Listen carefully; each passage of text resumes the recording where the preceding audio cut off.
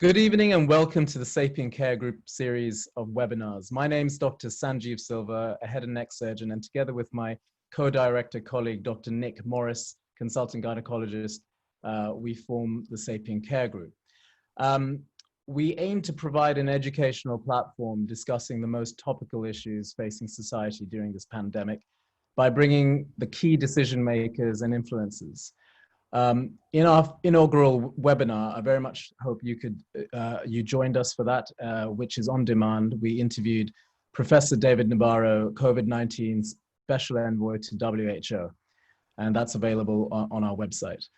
Tonight, investigative journalist John Sweeney shall be discussing the elderly in care homes, perhaps the most vulnerable group of patients afflicted by this pandemic. He will be joined today by geriatrician Professor Finbarr Martin and Nadra Ahmed, Chair of the National Care Association. So without further ado, I would like to hand you over to our webinar chair, Professor Stafford Lightman, Professor of Medicine at Bristol University, clinical neuroscientist and head of the Sapien Care Steering Committee. Thanks very much.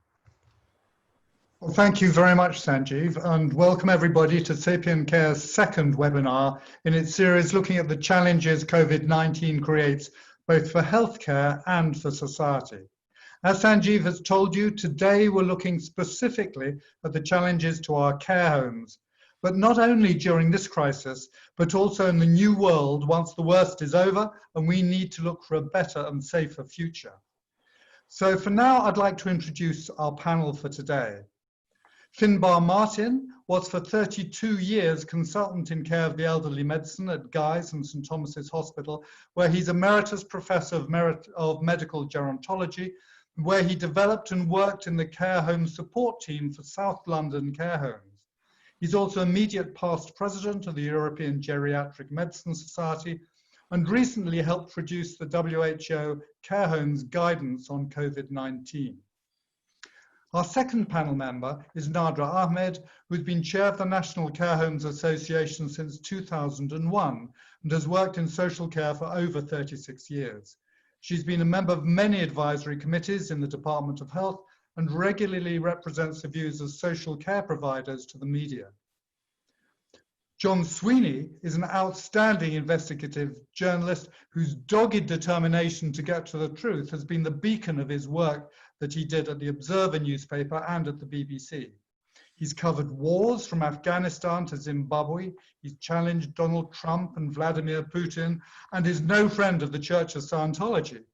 The latest of his 12 books, The Useful Idiot, is about fake news in Stalin's Moscow in 1933. Now he's investigating a different war of coronaviruses on our care homes, and I'm delighted to ask him to chair this webinar for us. Thank you, John. So let's start with Nadra. Nadra, simple question. Was it right for the government to send patients in hospital to care homes knowing that they could well have COVID? Absolutely not. Absolutely not, because we already knew that this was the group that was the most vulnerable. We were told people with complex healthcare needs and people over the age of 70, they needed shielding. Some of these were people at the end of life care. So what people need to understand is social care, that the homes we have don't have a cream tea society. These are not people who could independently live in their own homes. They're people with quite complex healthcare needs, and that's why they're with us. And therefore, it is a responsibility of all of us to care for them in a way that safeguards them in every way possible. So by discharging people into our services without the testing being available to see that they were COVID-free, was foolhardy, perhaps naive, but it just doesn't make sense. Well, the logic, I think the government's logic was simple, is that they were scared that the NHS would crash, and therefore they were anxious, I think, to protect the working population from the virus as best they could.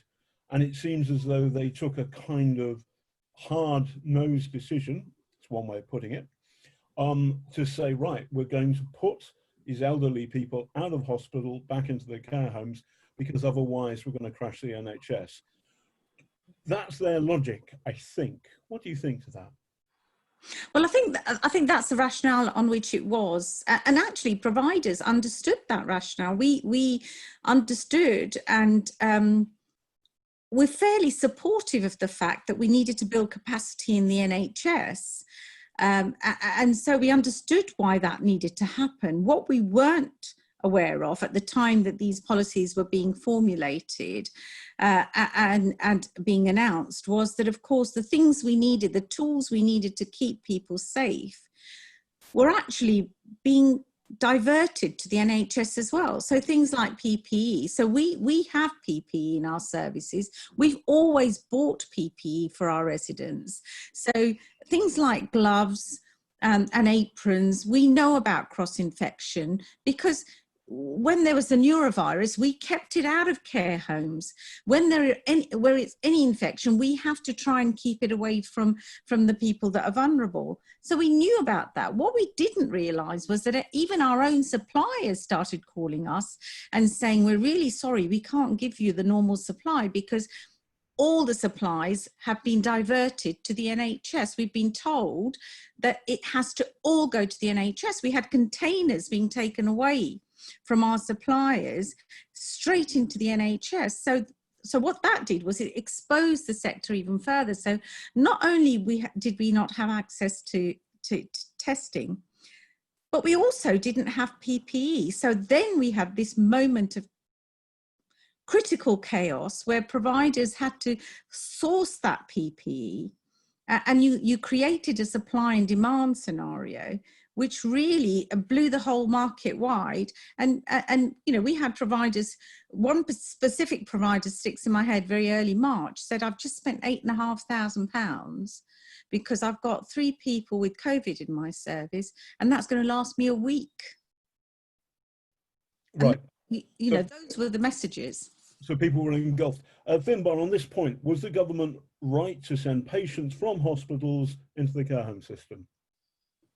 It was wrong to do that without a collaborative plan, which necessarily would have to be done locally with public health input and support. To look at the resource of the hospital and the care homes, particularly the care homes with nursing who had the confidence and the track record of being able to take this on, to do that as a collaboration, as a partnership, was fine. There was no hint of that at any stage.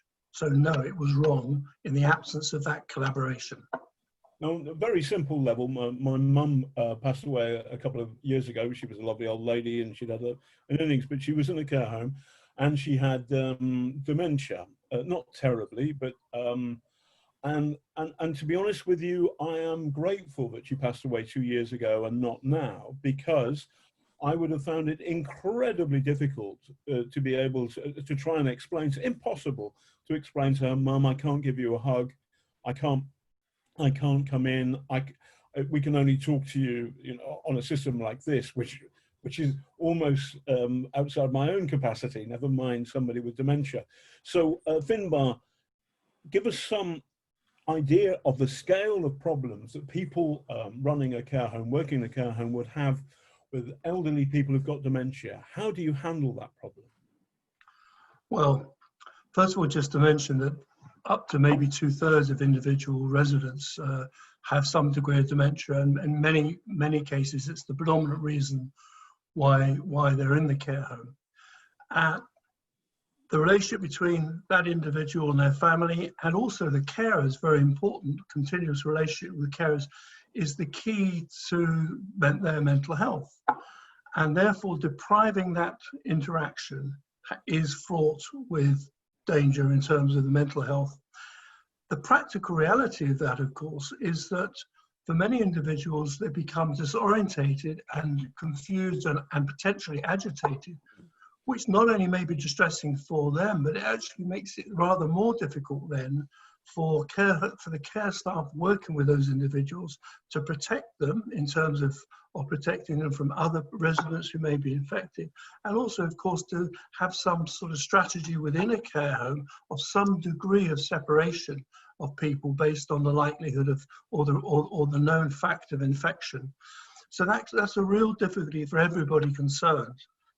And for many people with dementia, of course, it'll make absolutely no sense. And in most cases, the advice, the guidance coming out really made no reference to the balance of risks, the risks to dying alone distressed against the risk of actually acquiring COVID or indeed spreading COVID. Now, that balance of those risks is not a straightforward thing that can be determined and dictated by a national diktat. It can only be dealt with at the level of individual people and individual care homes. And that comes back again to the issue that without that collaborative work within care homes and with the support they may need, for example, from mental health experts and palliative care, end-of-life experts, without that combination, those decisions become very difficult. Nadra, in the crisis it's lessening now, but at its peak, as the chair of one of the big bodies, the care homes, was government listening to you? Well, I think we had regular engagement with government. We certainly had regular meetings with the Minister for Care. I was also part of a group that meets with the Secretary of State for BEIS to look at the business side of things. So I think BEIS acted very quickly. Sadly for us, in many ways, they were not able to give as many quick fixes for the sector, with the exception, of course, of the furloughing, which didn't mean much to us, but also the sickness, people were self-isolating. But I think certainly it felt as though the department they were grappling. I mean, they had to bring their team up to speed very, very quickly. This took them completely unawares, and I think we did work with them. We tried to explain everything that we possibly could, and initially it was all about the PPE, and we were getting assurances that there was no directive, but on the ground it felt very different. So we did have engagement, but I think impact wise the resolutions came a bit further down the road to when it was at its peak. The nightmare, if you're running a care home, has got to be this, is that you've got to worry about people in it, many of whom are going to have dementia, but at the same time, you've got to worry about your staff too. And we can see, I mean, the numbers are a brutal reflection of where we've ended up. We have the worst numbers in Europe on any metric, second worst in the world at the moment. I'm confident that Russia is lying about its numbers, but I think that's still true. And we have and in that, thousands and thousands of care home workers have died. Or am I right? So how on earth do you balance that you've got to look after these poor people who are at the end of their lives, many of whom have got dementia, and at the same time, you can't get the kit because the NHS is taking all the kit before you can get a hold of it, and you've got to look after your people. It must have been in March and April. Was it the worst time of your professional career? Absolutely, absolutely. I started my profession in the care industry in 1981, and I do not remember any time like this. Recruitment was already an issue. And late last year, the figures were 122,000 vacancies in our sector. So we employ about 1.6 million people in our sector, which is more than the NHS. We look after 420,000 in care homes and about 530,000 in home care. So our staff is critical to the delivery of care. We can't do what we do if we didn't have the staff. So when you look at it, the care provider, when you look at it from that perspective, you've got the residents in your services to whom you have said you will deliver a level of service. And then you have to have the staff to deliver that service. Now, what this virus did was that we were, you know, our staff are highly skilled, they're highly trained in everything that they do. You know, looking after people at the end of life care is not an unskilled role. It is a very skilled role. It's not very well, sorry, it's not very well paid though, is it? I mean, no, it isn't. And I can come on to that. I can come on to that if you want me to, because I can explain that shortly, but I don't want to take up too much of your time on that. So I think from the provider sector, what we found was we had to safeguard the residents, and as the professor said, people was starting to zone people, you know, so those that had infections, and if you've got a building that can accommodate that, that was fine. Otherwise, isolating people meant you needed more staff in the service, but staff were also having to isolate because of contact, and the very fact that's been mentioned around dementia. You know, how do you tell somebody with dementia not to leave their room? They're worried why their daughter hasn't come to visit. All of that was going on, and the whole of this, the calls I was getting from providers in that sort of first and second week of March, was that they were on the phone for 4 hours at a time trying to get PPE so that they could safely have their staff in the building, because without it, they could not ask their staff to work. They were paying enhanced fees for the extra number of hours people were doing as well, because if a third of your staff, which was what was happening, a third of the staff were self-isolating, somebody had to pick that up. They didn't want to bring in agencies because that was another route of introduction of the infection. So it was, you know, so it was really difficult. GPs weren't visiting the services, so we weren't sure if people were actually dying of COVID, or was it pneumonia, was it chest infections? It was a very challenging moment. And now, you know, way down the road, we know there are other symptoms that we should have been aware of. And, you know, all of those things weren't available at that time. Did you know anyone who's a care worker who's died? Not personally, but I know, I mean, I obviously know that there are care workers who've died. I had somebody tell me this morning that they had somebody come in from the hospital and bring in COVID into their home, and a few of their staff were infected, but one of the staff members' husbands has passed away. So I want to ask Professor Finbarr Martin now about policy. I've spend a lot of time when I can in Italy, and I love Italy because the food and wine is wonderful. There's something else as well. They look after their old people. Their old people are part of society, and it's a thing that you regularly see when you go to an Italian restaurant. There's the whole family there, including granddad and grandma, and also great-granddad and great-grandma. It's really sweet and really good. Has this crisis shown that somehow in Britain we've lost our way with looking after, caring for our old people? Right, well, I think if you look at the proportions of older people who are living in care homes and dying in care homes in many cases, on European standards, it's not high in the United Kingdom. It's about 4% of people over 65.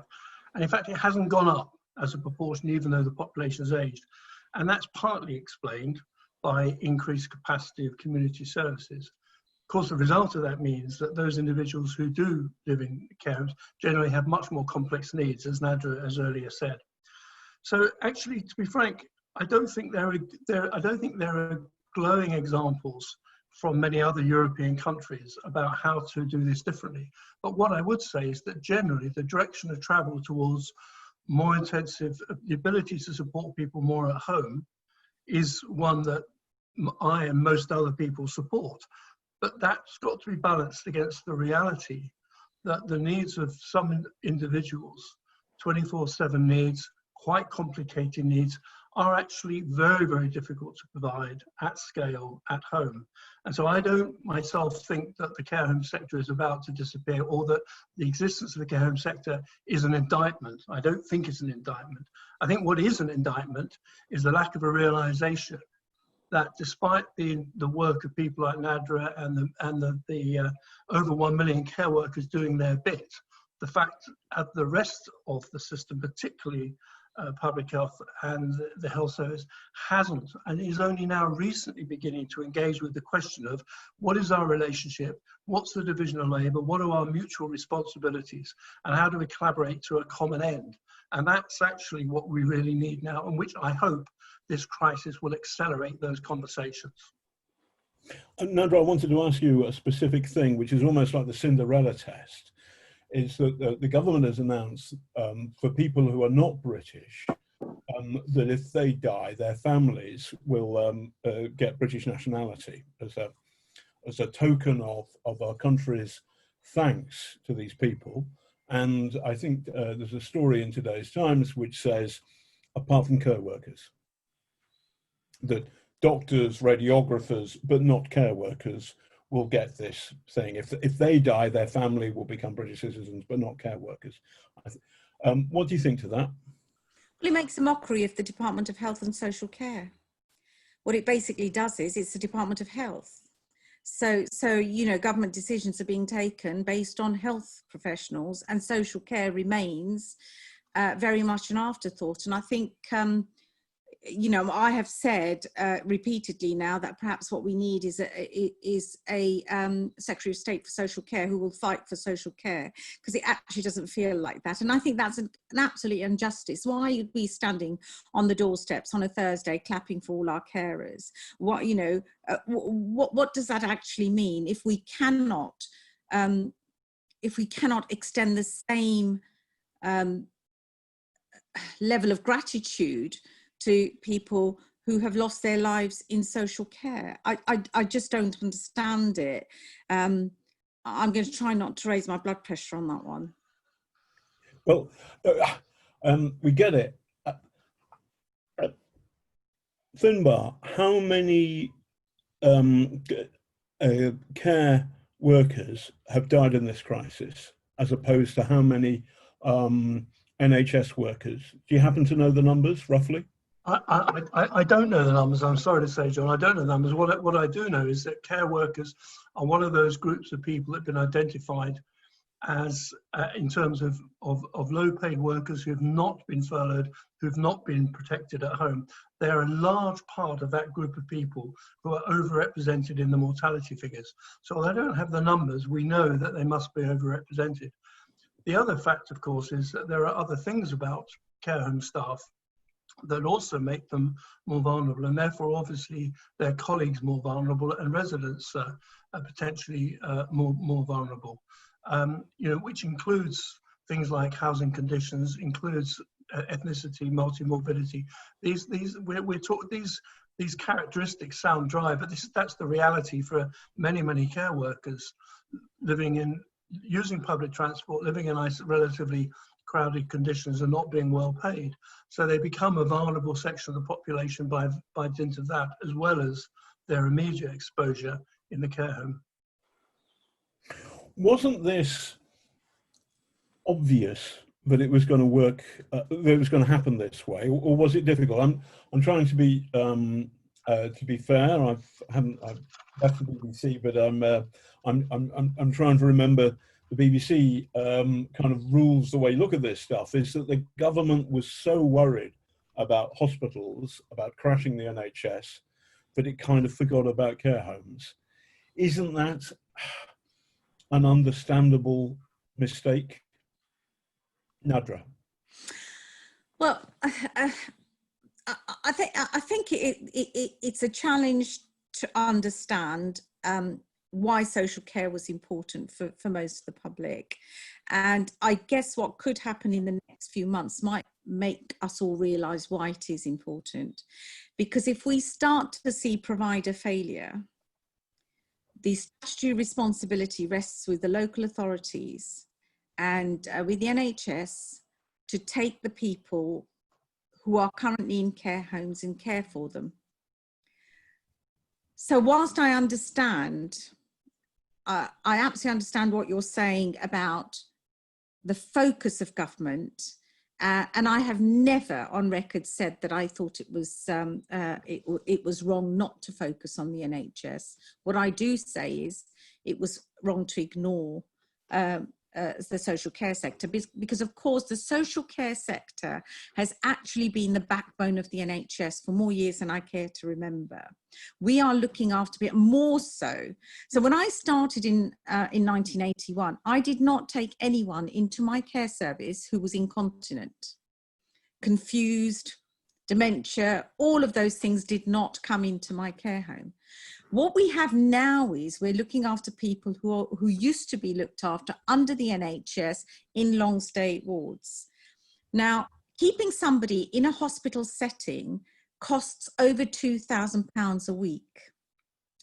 In a social care setting, that same person with the same needs will come out anywhere between £450 a week to about £700 a week. That is local authority funding I'm talking about, not the private funders, which is more the remit of more of the corporate sort of size providers, but I'm talking about the SMEs. So when you look at that, what's been happening is it's if you transfer people out of hospital into care homes, we're saving money for the public purse. But what that then does is it brings us into this discussion, which you earlier touched on, about aren't our staff low paid? And actually we would like to pay our staff a lot more, and most providers that I talk to are in favour of the national living wage, because most of them will have to pay a little bit more because of the staff shortages. That's where it goes. We train our staff, we do all of that. So I think your question around the, to be fair on government, they did what they thought was right, because the public, that at that moment in time, they were watching things that were happening in Europe. And the last thing we wanted to see was an overwhelmed NHS service with people on trolleys, all of that. So the focus went on that. But what was short-sighted was that if they got the policies right and they've worked it right, we would have moved more people into care services, but in a much more measured way, and tested and supported by clinicians to make sure that we didn't get the spread of the virus. Yeah. Now, Finbarr, is it the case that actually for far too long, government society has again and again and again fudged how to pay for social care at the end of people's lives, and we've kept on kicking the can down the road? And the problem here is a failure of governments, Labour and Conservative and coalition, to grasp this nettle. Yes, that's one of the issues. I agree with you. And the balance between a public responsibility for the funding of individual residents and their own personal responsibility clearly is such a sensitive issue that, whereas there was a partial resolution of that going back to nearly 20 years now, following the Royal Commission on long-term care, that continues to be an issue. There are many anomalies in it, and there's many things that people, including myself, regard as highly unfair in it. So I think it is an issue. But I think the other issue as well is that the conversation has been about, aren't we avoiding the discussion about the money? And that's been instead of a discussion about how we're going to collaboratively work on the quality. The Royal Commission on Long-Term Care in 2000 didn't really address the quality directly at all, and it hasn't been done since. And to be frank, I'd be a little bit less forgiving. The flu epidemic, modelling that was done just a couple of years ago in government did predict very clearly that there was inadequate facility and resilience within the care home sector, and didn't address that. And that point's been raised by the Directors of Social Services, they're a national association, and by other care home provider organisations. So I think that it's disingenuous of government to say this was a shock. I think it was predictable. And I think from that point of view, we should use it as an opportunity to look more carefully at how we address it. I'll just give you one example of what I mean by that. If you look at outbreaks within individual care homes, if you have a live and adequately resourced local public health system in local government, which as we know has been pretty much squeezed, you have the possibility of working closely with care homes to identify outbreaks, to do the quick testing, isolation work very quickly, taking the measures to do with protecting the staff, but also protecting other care homes from potentially staff moving from one place to another, which does happen, particularly in some of the large providers. So there's a public health challenge here that WHO has said repeatedly requires local flexibility and local collaboration. And in contrast, our government has given us top down, top down, top down.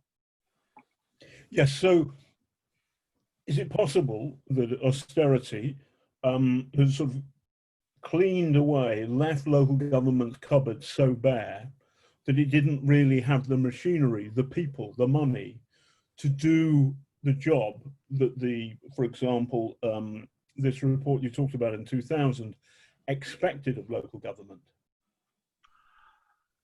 Well, I think that would be interesting to see what Nadra says about that. I would say yes, the capacity of local governments been reduced has had an impact, particularly at the public health level.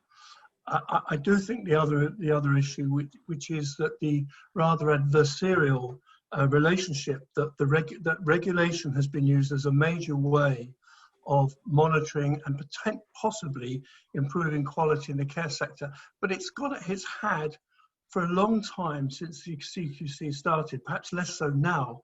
It had a rather adversarial approach rather than a collaborative quality building approach. And I think that again, is unsatisfactory and not the way we're going to be able to support this sector to do what is a vital job, and a job I don't think is going to disappear. So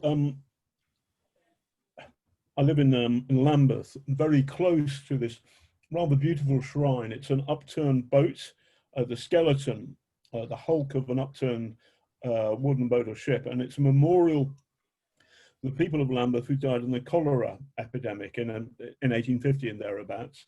And that stopped when Dr. John Snow worked out that cholera was a waterborne disease, and he saved thousands of lives. And the Victorians got it, and they built the embankments, and they built their WCs, and Britain became a world leader in public health. Yes, the Victorians made lots of money and the Industrial Revolution, but they also got public health, and they stopped cholera here, and then subsequently other people copied them around the world. 170 years later, where would you say, Professor, where would you say Britain stands as a custodian of the public health? Well, from where I'm looking, I'm not a public health professional, from where I'm looking, worse than we had it 10 years ago. The expertise in public health, the expertise in epidemiology in this country is really strong, and for its size punches above its weight, no doubt.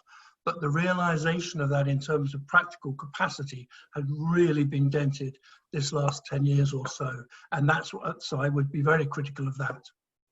But not of the intellectual capacity, it's the practical capacity. Nadra, you represent the frontline workers in this. Do you agree with Professor Finbarr Martin? Yeah, I mean, he knows the capacity and he knows the expertise that's out there, and I think we have eroded enormous amounts of capacity within a number of organisations to be world leaders. We talk about it a lot,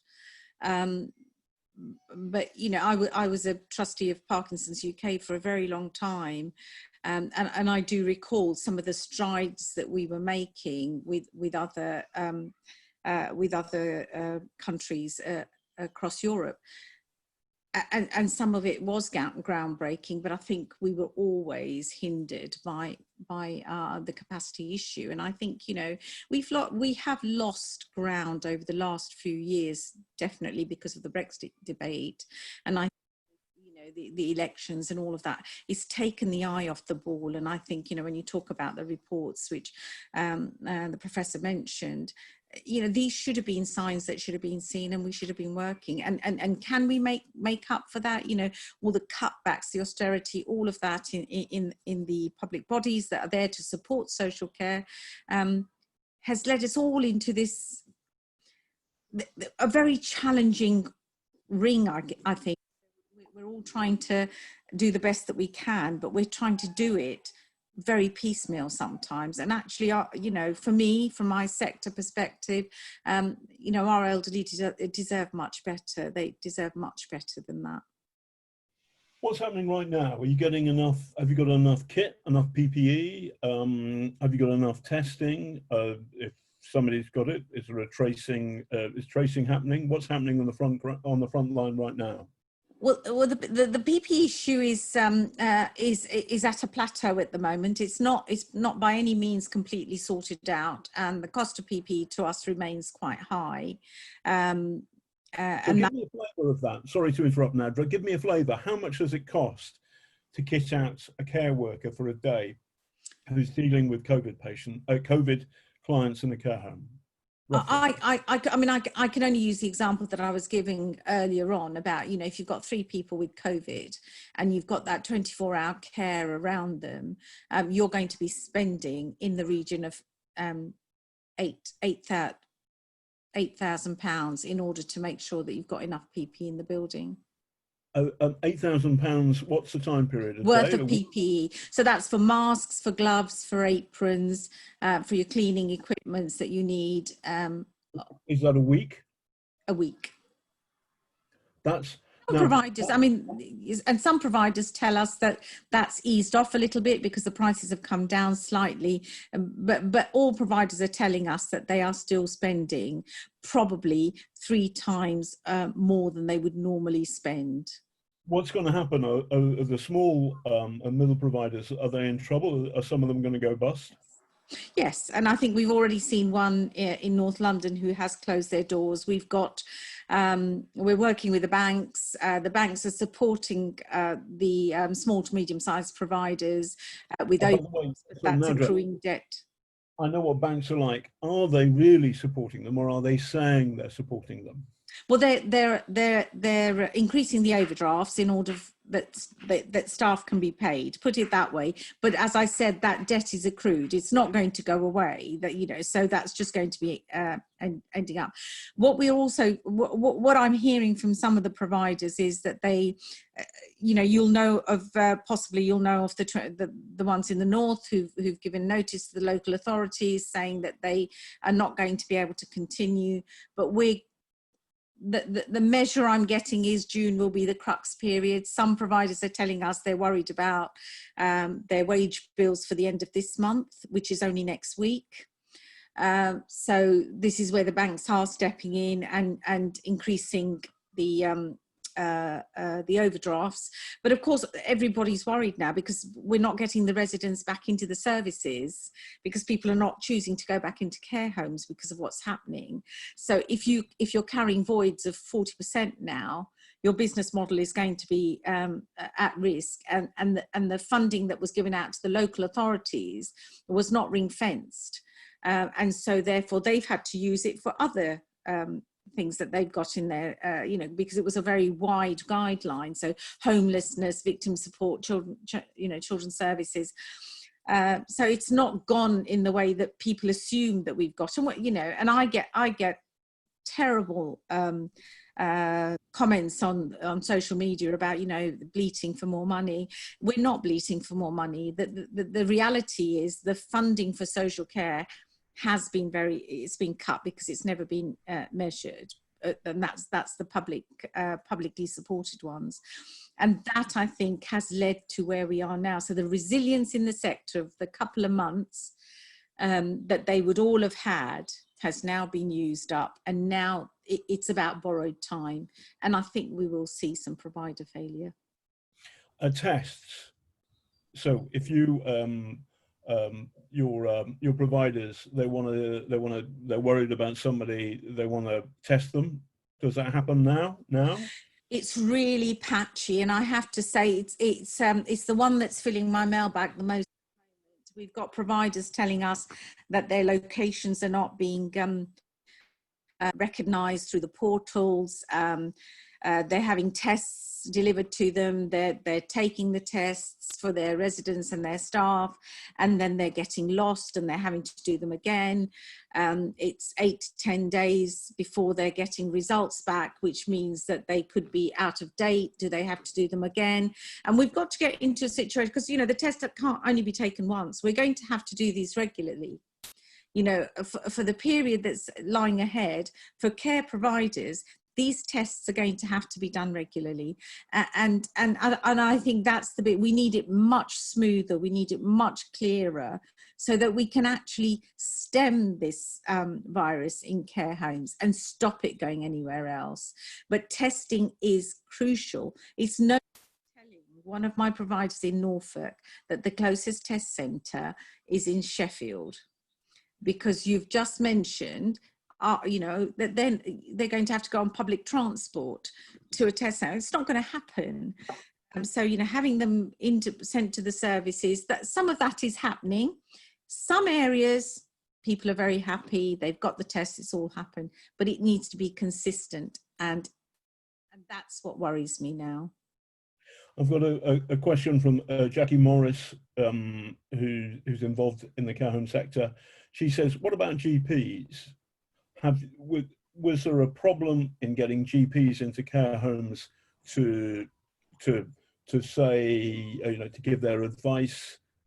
Yes. Was there a problem? Yeah. I mean, and the GPs stopped quite early on, and so FaceTime consultations were happening. So we have care homes taking, you know, the tablet to the resident. So there's no proper examination. It's based around what the symptoms are, which is why I said that, you know, we don't know what the true cause of something may have been, certainly in the earlier days. But GPs have been as supportive as they can be, but they haven't been coming into care services, no. Do you think that care providers will prove to be the fall guys for this? They're the people who are going to be, some of them at least, will be driven out of business. They've had to suffer the worst concentration of things going wrong, so everything's going wrong for them all at the same time. Not enough kit, not knowing whether they're the people in them are sick. By the way, is that your granddaughter? It's my grandson. Yeah, hello, hi. Sorry. I'm so sorry. Nadra, it's a very sweet moment, and it's part of the modern office, and your grandson he just likes to check in on me periodically. The nuclear expert in South Korea led the way, but it's good to see you're following up.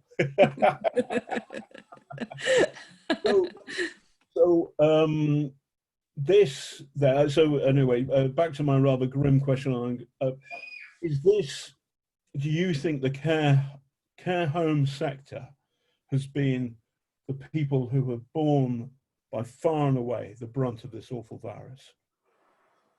Well, we've been at the forefront of it, and we've been fighting it because we knew it's the most vulnerable people, and they're the ones that we've been trying to protect. And, you know, as 64% of care homes haven't got COVID in them. And you know, we don't know, because or a critic would say, I would say, we can't be confident of that number, because no, we can't until the testing is available. Until it's really good, it's not that. I absolutely agree, but we have been at the forefront of it, because in a hospital setting, people who've got COVID and those unfortunately have to go through the protracted ICU route and all of that. They're seeing people for short periods of time. The people in our services are there, that's their home. So our staff are full on, but they're also trying to maintain a level of normality for the people that are in our services. And I think, you know, the harrowing tale that I heard of a provider who said, I'm walking down the corridor. This was on a virtual tour. I was doing a virtual visit to one of the member homes, and she was walking through a corridor. She said this corridor was full of residents at one time, and it's now empty. And seeing those empty, you know, where once it was a very lively home, always full, lots of, you know, activities going on, and now it's about that sort of just trying to keep people safe in their own rooms. I think that image will stay with me for a very, very long time, because that is what our staff are going to be. You know, they know that people die in our services, but they may experience, you know, 2 deaths, 3 deaths maximum in a month, or one, you know. And now they may have seen 3 or 4 deaths of people that they hadn't expected to die. They've got to live with that. They've got to live with that. And they've been at the forefront of all of that. So their anxiety, their personal anxieties, their professional anxieties about the ability to care for somebody with a virus that's, you know, unknown causes, you know, people with diarrhea, all that kind of stuff. There were all sorts of things that we didn't know. Learning a lot more now. We know a lot more now, and if God forbid there is a second wave, we hopefully we can manage it better. But let's hope that doesn't happen. But yes, we've absolutely been at the forefront, and with very little acknowledgement. Finbarr, I'm going to promote you. You're going to be the permanent secretary to the Department of Health and Social Care, whatever it's called these days. You've got the minister in front of you, and you're going to advise him. What should the Secretary of State for Health and Social Care do now to make things better for this sector? Okay. First of all, the team at NHSE have already developed something called Enhanced Health in Care Homes policy, which has been brought forward and is being rolled out now this month, just starting a week or 2 ago, which will take some time to bed in. I would support that with clear-cut resources, which at the moment are not behind it. What it expects is a collaboration locally between primary care networks, social care and care home providers to work together. That's going to need some seed money at least to get those relationships up and going and flourishing and working well. And in terms of it's expecting more from primary care. And there's 2 things about that. One is actually that primary care will need some more time and resource to do that. But the other thing is how to actually do this effectively, how to learn together. It's not about the NHS bringing in expertise to care homes. It's about the NHS and care homes working together to collaborate on how do they need to work together. That's going to take some resource and some time and focus. That's the first thing. The second thing I would do is re-strengthen local public health. Okay, it's in local government now, it's separated from the NHS. Let's leave out any structural change, but let's actually put some real effort into rebuilding the capacity of local public health and get them in a position where they understand about the resilience of their local care home sector and how they can build it and support it. They're the 2 key things I would do at the moment. Last question from me. We're almost out of time. First Professor, then Nadra. If there is a second wave, is the care home sector capable of handling it at the moment? I think without a reliable testing strategy with tracing, that's without the ability to increase staff and afford to cover staff who are unwell, who are isolating, to be able to replace them. Not easy thing to do in terms of the availability of individual people to work, but actually the financial resource to be able to do that. and if necessary, the financial resource to be able to reconfigure within care homes to enable zoning and things. Those are the things that care homes will need help and need financial resource to do. I also think that if the general strategy for containing this pandemic locally becomes more locally organised and uses what the resources the communities and local governments have, I think we have a better chance of withstanding what's not going to go away next week or next month. It's here for next year and maybe long term. Nadra, if there's a second wave, how will you cope? Well, I think we know a little bit more than we did before. So that will give us some confidence. We've had this 600 million for infection control. It depends how that's deployed and how that works and where the leads are within the health service to support us. I think providers who can manage the financial burden and strain, they will do better, and they will definitely not be taking people from hospitals. I think that will become something that they will feel very strongly about.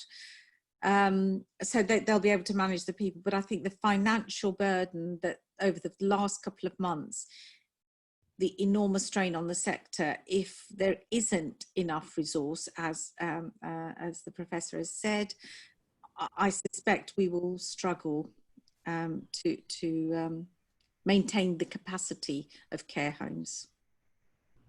So I mean in the areas, in the local capacity of care homes. Yes. So in summary, you've been through hell, and if there is it's quite possible that there will be a second wave of hell, and that's going to be very difficult too. But thank you very much both. Stafford, over to you. You're on mute. Stafford, you're on mute. I can't hear you. I thought I'd unmuted myself. John, thank you very much indeed. I mean, that's been an incredibly, well, basically to all of you and to Nadra and Finbarr as well, that's been incredibly informative. I come out of it sort of rather worried that we haven't got a structure together yet which could withstand a second round of this. And clearly there's going to need to be a lot of work looking to where we go in the future, not just where we are at the moment, but where we're going to be in the future, so we become more resilient. But thank you so much for bringing forward all the arguments, and so that we can actually understand how we got to where we are, and we can begin to understand where we might be able to go forward from here. So I'd like to thank all the panelists very, very much indeed for contributing to this webinar. Thank you very much. Thank you. Well, listen, thank you all very much for taking part in today. I'm very grateful that Finbarr, John, and Nadra, you have spoken so honestly. And, you know, as I've had messages sent to me on the private side of Zoom from people watching in, this is a very depth, a very open, and it's without what I'd call a tabloidization. It's without the hysterical part, and you've been very fair. So all three of you, thank you so much for taking part in today. Stafford, thank you again for introducing and chairing it. All I've got to say now is we've been given some music by Max Pitcher, who's a consultant gastroenterologist at Northwick Park. You might have seen the video that he made with his colleagues over the rainbow. We're not going to, so we're going to just play that as we finish today. We look forward for everybody joining us on Sapient Care's next trip into webinar land, which will be Stafford in conversation with David Salisbury and Professor Jeroen Lim, who runs the Virology Institute in Seoul in South Korea. And as all three of you have alluded to at some points today, they got it right. So let's find out from him next time. You told us all about how we need to get things right for our elderly population, and I'm very grateful for your time today. So on behalf of Stafford, myself, Sanjeev, we're going to play out with Max Pitcher and the Social Distancing Quartet playing Over the Rainbow. So thank you for joining us today, and see you very soon. Thank you. Thank you.